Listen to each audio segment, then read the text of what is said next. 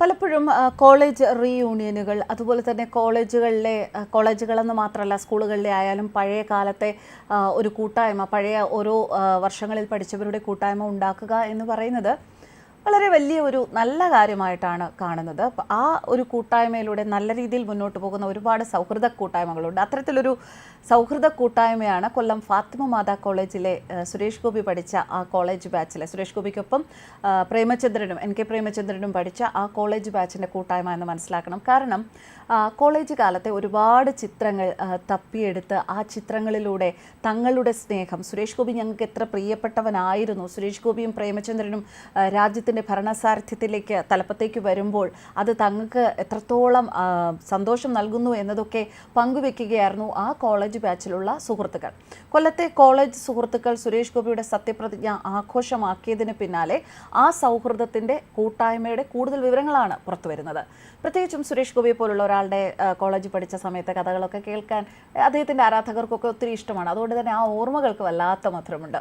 Pradeep innocent Naji എന്ന ഇബ്രാഹിം റാവുത്തർ സുരേഷ് അഥവാ pins Fathima മാതാ കോളേജിലെ ഈ സൗഹൃദ കൂട്ടായ്മയിൽ നിന്ന് സുരേഷ് ഗോപി കേന്ദ്രമന്ത്രി പദത്തിലേക്ക് എത്തുമ്പോൾ ആ ഗ്രൂപ്പ് അംഗങ്ങൾ വളരെ സന്തോഷത്തിലാണ്. സോളജി അസോസിയേഷൻ സെക്രട്ടറിയായ സുരേഷിനെ മത്സരിപ്പിച്ചപ്പോൾ, വിജയിച്ചപ്പോൾ ആഘോഷിച്ച ആ കാലം ഇന്ന് ആ സുരേഷ് ഗോപിയായി തൃശ്ശൂരിലെ ജനപ്രതിനിധിയായി ഇന്ത്യയുടെ മന്ത്രിസഭയിലേക്ക് കാലെടുത്തു വെച്ചിരിക്കുന്നു. ഞങ്ങൾക്ക് സന്തോഷിക്കാതിരിക്കാനാവില്ലല്ലോ. കൂട്ടത്തിലെ ഐയും എല്ലാവരെയും കൂട്ടിയിണക്കുന്ന കണ്ണിയുമായ ഇന്നസെൻറ്റ് പറയുന്നു.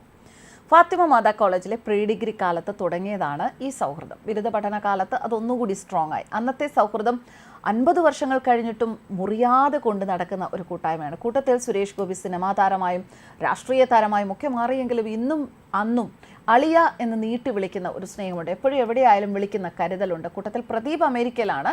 ഞങ്ങളുടെ കൂടെ പഠിച്ച മിനി ഫ്രാങ്ക്ലിനും അമേരിക്കയിലുണ്ട്. ഇരുവരെയും അവിടെ വെച്ച് കാണും. ഇബ്രാഹിം റാവുത്തർ ഡോക്ടറായി ഇവിടെയുണ്ട്. ഇടയ്ക്ക് ഞങ്ങൾ കൂടും. കഴിഞ്ഞ തിരഞ്ഞെടുപ്പ് സമയത്ത് ഞാൻ തൃശ്ശൂരിൽ പോരുന്നു. ഇത്തവണ കുടുംബത്തിൽ ഒരു മരണം നടന്നതുകൊണ്ട് പോകാൻ പറ്റിയില്ല. റിസൾട്ട് അറിഞ്ഞപ്പോൾ വിളിച്ചു. അളിയാന്നൊരു നീട്ടിയ വിളിയായിരുന്നു ആദ്യം. അതിൽ സന്തോഷവും സ്നേഹവും എല്ലാം ഉണ്ടായിരുന്നു. പ്രീ ഡിഗ്രിക്ക് എൻ കെ പ്രേമചന്ദ്രനും ഞങ്ങളുടെ ക്ലാസ്സിലുണ്ടായിരുന്നു. അന്ന് എല്ലാവരും SFIക്കാരായിരുന്നു. ഡിഗ്രിക്ക് അദ്ദേഹം കെമിസ്ട്രിയിലേക്ക് പോയി. പ്രീ ഡിഗ്രി കഴിഞ്ഞ് ഞങ്ങൾ 4 സോളജി ബിരുദത്തിന് ചേർന്നപ്പോൾ ട്യൂഷനും പഠനവും ഒപ്പമായിരുന്നു. കോളേജിൽ ഞാൻ മീൻ കൊണ്ടുപോകും. റാവുത്തറിൻ്റെ വീട്ടിൽ നിന്ന് മട്ടൺ വിഭവങ്ങളായിരിക്കും, നല്ല പച്ചക്കറി വിഭവങ്ങളായിരിക്കും സുരേഷ് കൊണ്ടുവരുന്നത്. ഇത് ഒരു 10-15 പേർ ഒന്നിച്ചിരുന്നാണ് കഴിക്കുക. എൻ്റെ മമ്മ സുരേഷിനും മമ്മയായിരുന്നു. അമ്മ മേബിളിൻ്റെ കൈപുണ്യത്തെപ്പറ്റി എപ്പോഴും സുരേഷ് പറയുമായിരുന്നു. കോളേജിൽ പഠിക്കുന്ന കാലത്ത് അധ്യാപകനായ ഡോക്ടർ VR പ്രകാശിൻ്റെ കല്യാണത്തിന് ഞങ്ങളെല്ലാവരും കൊടുങ്ങല്ലൂർ പോയതും ഓർമ്മയുണ്ട്.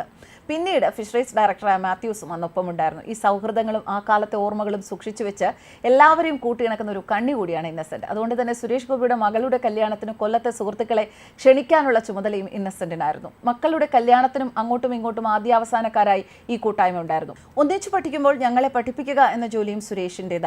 ഇൻഫന്റ് ജീസസിൽ പഠിച്ചതുകൊണ്ട് തന്നെ നല്ല ഇംഗ്ലീഷ് ആയിരുന്നു സുരേഷിന്. കാര്യങ്ങൾ പെട്ടെന്ന് പഠിച്ചെടുക്കുകയും ചെയ്യും. സൈലന്റ് വാലി സമരം കൊടുമ്പിരി കൊള്ളുമ്പോൾ ഞങ്ങളും രംഗത്തുണ്ടായിരുന്നു.